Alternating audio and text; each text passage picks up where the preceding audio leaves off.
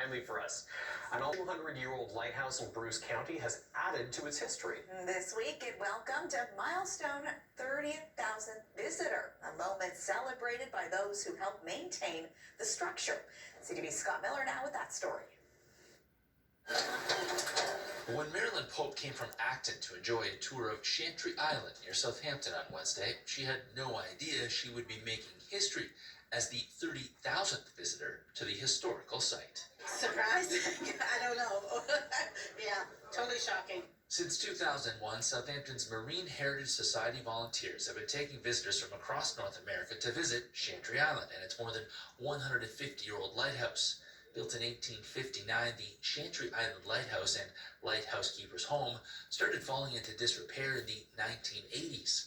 A group of volunteers came together in the early 90s to try and restore the historical structures and bring tours to the National Historic Site.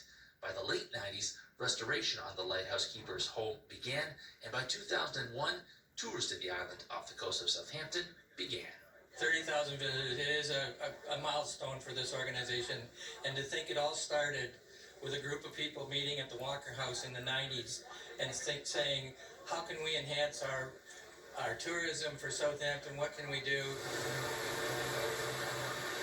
Kaufman says the entirely volunteer-run tours will continue as long as there are enough local people willing to keep it going, which with more than 200 volunteers now involved means that Chantry Island tours are here to stay. With the 30,000 visitors that we've taken across there, that means that this boat behind us has made over 4,000 trips to that island, full of volunteers, full of paid patrons.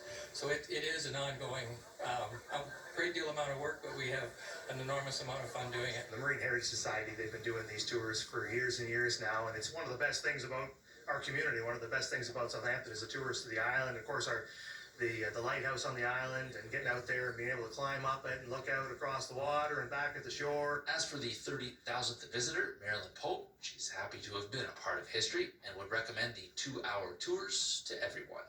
Oh, it was great. Yeah, definitely worth the boat ride and everything. I was a little nervous about the stairs, but did it. So, yeah. Near Southampton, Scott Miller, CTV News.